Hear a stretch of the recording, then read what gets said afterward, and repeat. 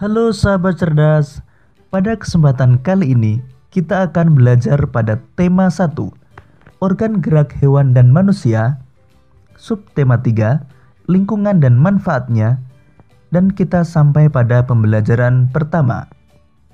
Sahabat cerdas, sebelum kita mulai pembelajaran kita, jangan lupa untuk berdoa terlebih dahulu.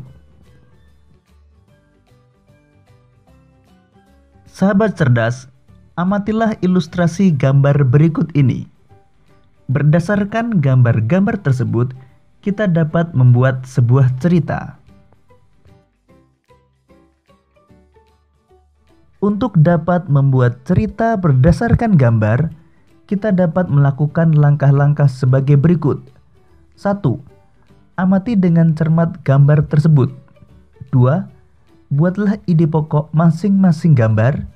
Dan yang ketiga, kembangkan ide pokok tersebut menjadi sebuah paragraf. Untuk memudahkanmu dalam membuat cerita berdasarkan gambar, mari kita dengarkan cerita pengalaman Lani ketika melihat proses pembuatan gerabah di Madura. Hari Minggu ini, Lani diajak ayahnya pergi ke Madura. Ayah Lani ingin membeli beberapa kerajinan gerabah untuk pelanggannya. Seperti kita ketahui bersama, bahwa Madura merupakan salah satu daerah penghasil kerajinan gerabah yang berkualitas tinggi.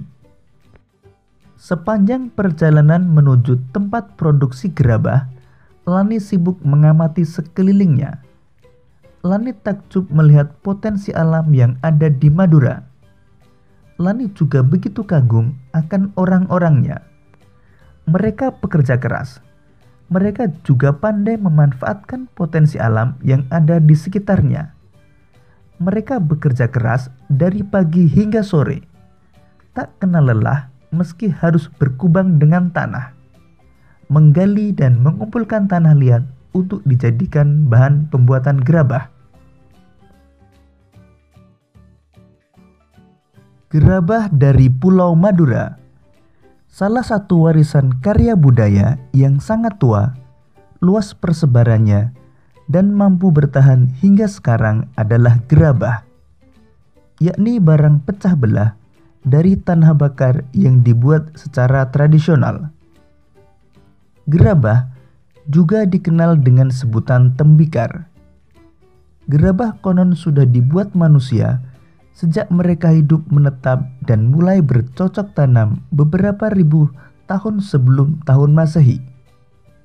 Dan kini masih kita dapatkan di seluruh pelosok Nusantara, tidak terkecuali di Pulau Madura. Kalimat utama terletak pada kalimat pertama. Jadi ide pokok dapat kita tuliskan, salah satu warisan karya budaya yang sangat tua, luas persebarannya dan mampu bertahan hingga sekarang adalah gerabah.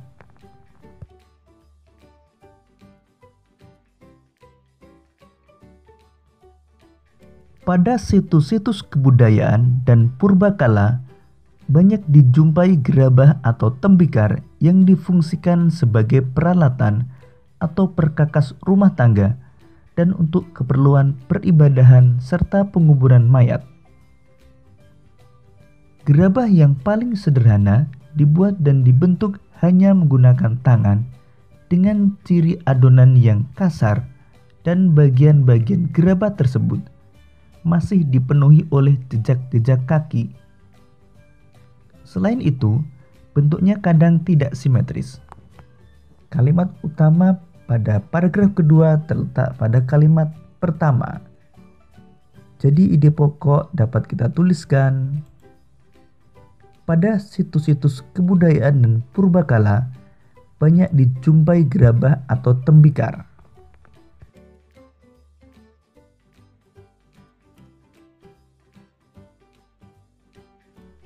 Tidak terkecuali di Pulau Madura, gerabah dibuat untuk difungsikan sebagai peralatan sehari-hari masyarakat setempat yang dilakukan secara tradisional seperti apa yang dilakukan oleh para pendahulunya. Kesamaan pembuatan gerabah di Madura sekarang ini dengan para pendahulunya adalah proses pembuatan dan bentuknya yang masih tradisional, sama seperti gerabah-gerabah yang dihasilkan pada zaman terdahulu. Kalimat utama terletak pada kalimat pertama. Jadi ide pokok dapat kita tuliskan, di Pulau Madura, gerabah dibuat untuk difungsikan sebagai peralatan sehari-hari masyarakat setempat.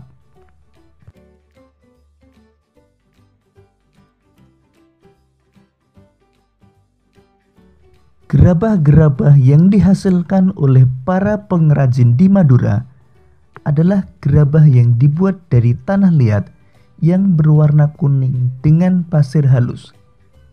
Tanah liat hitam dapat juga dipergunakan, tetapi kualitasnya kurang baik. Kalimat utama terletak pada kalimat pertama. Jadi ide pokok dapat kita tuliskan, gerabah-gerabah yang dihasilkan oleh pengrajin di Madura dibuat dari tanah liat yang berwarna kuning dengan pasir halus.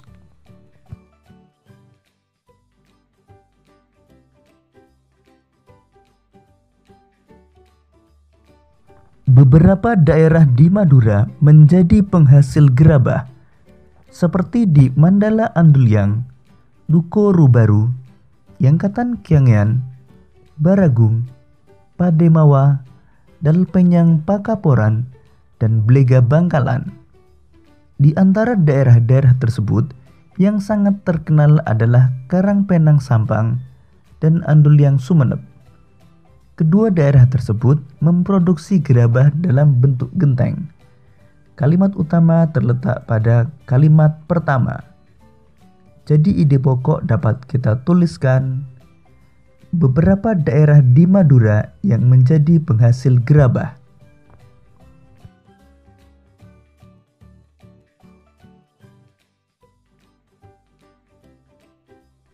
Memang tidak semua daerah di Madura menghasilkan gerabah. Hal ini disebabkan karena tidak semua wilayah di Madura memiliki struktur tanah liat yang dijadikan bahan dasar pembuatan gerabah. Secara umum, tanah-tanah di Madura mengandung pasir yang tinggi. Karena Pulau Madura dikelilingi oleh pantai, sehingga tidak bisa digunakan untuk membuat gerabah. Kalimat utama terletak pada kalimat pertama. Jadi, ide pokok dapat kita tuliskan, tidak semua daerah di Madura menghasilkan gerabah.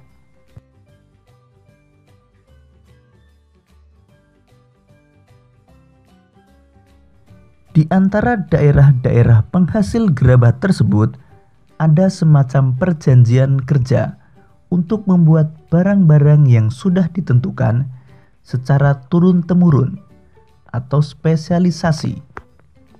Dengan spesialisasi ini, persaingan dapat dicegah. Gerabah Madura juga memiliki kekhasan lokal yang disebabkan oleh keahlian atau keterampilan pengrajin, tersedianya bahan, teknik pembuatan, dan teknik pembakaran. Dengan spesialisasi dan ciri khasnya itu, banyak kampung diberi nama sesuai dengan nama jenis tembikar tertentu. Kalimat utama terletak pada kalimat pertama. Jadi ide pokok dapat kita tuliskan, di daerah penghasil gerabah Madura ada semacam perjanjian kerja untuk membuat barang-barang yang sudah ditentukan secara turun-temurun atau spesialisasi.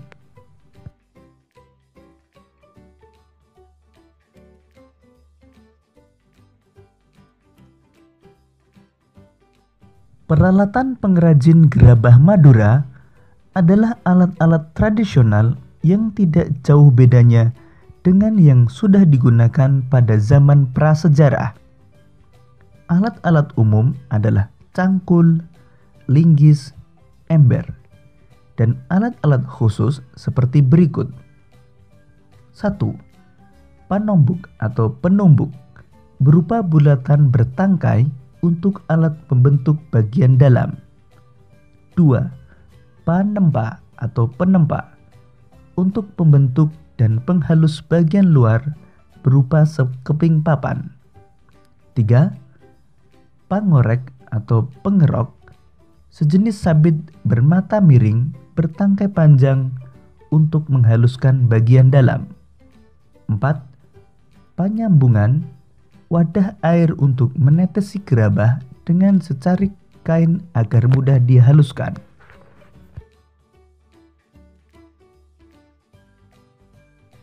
5. Pangelet, secarik kain untuk membentuk bibir gerabah. 6. Pangancakan, sejenis nyiru untuk ayakan pasir. 7. Pangabuan, tempat abu. 8. Panompal, alat menyisikan abu dari pembakaran. 9. Werkower, galah berujung kawat lengkung. 10. Pamatong, sejenis pisau atau kawat pemotong tanah liat. 11. Pungku, pembakaran gerabah. Ide pokok paragraf ke-8 adalah peralatan yang digunakan pengrajin gerabah Madura.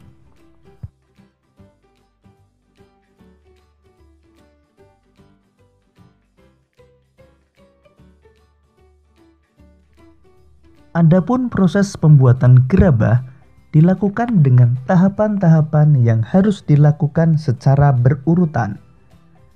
Proses pembuatan gerabah tersebut sebagai berikut. 1. Menyiapkan bahan berupa tanah liat. 2. Mengaduk tanah liat dengan dicampur air.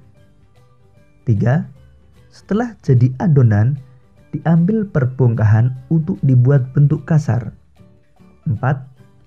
Dengan menggunakan kain pangelet, bibir atau pinggiran bongkahan dibentuk sehingga bulat melingkar. 5.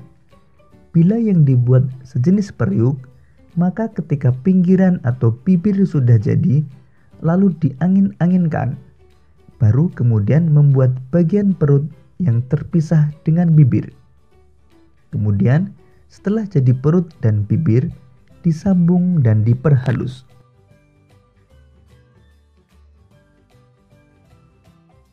6. Bila yang dibuat bertelinga atau bertangkai, maka dibuatkan telinga atau tangkai untuk kemudian ditempelkan atau digabungkan dan diperhalus. 7. Setelah halus dan diteliti kesempurnaannya, kemudian dijemur atau dibakar hingga benar-benar kering. 8. Langkah terakhir setelah kering adalah dibersihkan. Namun untuk beberapa daerah, ada yang masih menyempurnakannya dengan cat yang berasal dari lumpur. Ide pokok paragraf ke-9 adalah proses pembuatan gerabah.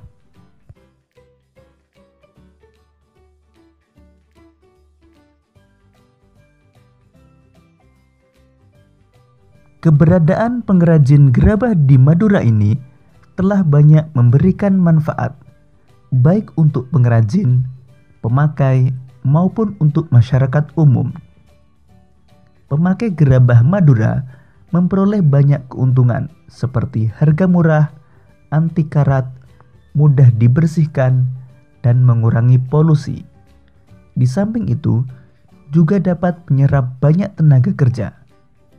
Kerajinan gerabah ini juga merupakan salah satu cara melestarikan warisan budaya yang telah turun-menurun. Mengingat manfaat-manfaatnya tersebut, maka pelestariannya perlu mendapat perhatian kita semua.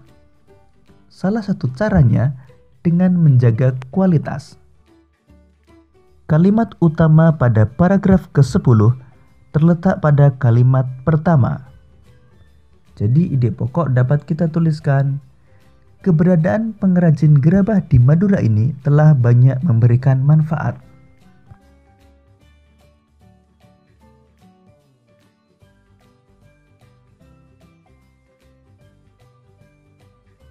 Meski gerabah masih tetap diproduksi, tetapi dalam perkembangannya dihadapkan pada produk-produk modern. Produk-produk modern tersebut tidak hanya proses pembuatannya yang modern, namun juga menggunakan bahan-bahan yang lebih praktis dan lebih tahan lama, seperti dari plastik, karet, besi, dan aluminium. Akibatnya, lambat laun menggeser keberadaan gerabah. Para pengrajin pun juga terancam. Kalimat utama terletak pada kalimat pertama. Jadi ide pokok dapat kita tuliskan, dalam perkembangannya, gerabah dihadapkan pada produk-produk modern.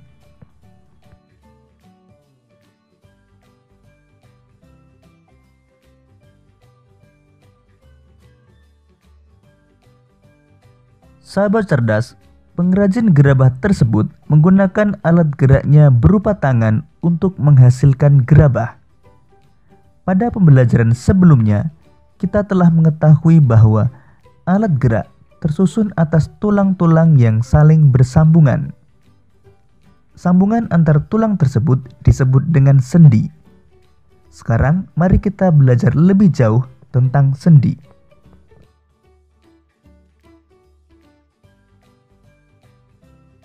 Sendi merupakan persambungan antara dua buah tulang atau lebih. Berdasarkan sifat gerakannya, sendi dibedakan menjadi 3 jenis, yaitu sendi mati, sendi kaku, dan sendi gerak. Sendi mati tidak memungkinkan terjadinya gerakan. Sendi kaku memungkinkan sedikit gerakan, dan sendi gerak dapat digerakkan dengan bebas. Sendi gerak terdiri dari sendi putar, dapat digerakkan memutar. Contohnya, pertemuan tulang leher dengan tulang tengkorak. Sendi engsel, dapat digerakkan satu arah saja. Contohnya, pertemuan tulang lengan atas dan tulang hasta, atau sendi pada siku dan sendi pada lutut. Sendi pelana, dapat digerakkan kedua arah. Contohnya, pertemuan tulang telapak tangan dan tulang ibu jari. Sendi peluru dapat digerakkan ke semua arah. Contohnya, pertemuan antara tulang panggul dan tulang paha. Sendi geser dapat digerakkan menggeser. Contohnya, pada tulang-tulang pergelangan kaki, pergelangan tangan, dan di antara tulang belakang. Demikian tadi sahabat cerdas pembelajaran kita pada tema 1, subtema 3, dan pembelajaran pertama. Sampai jumpa pada pembelajaran berikutnya. Tetap semangat dan selamat belajar.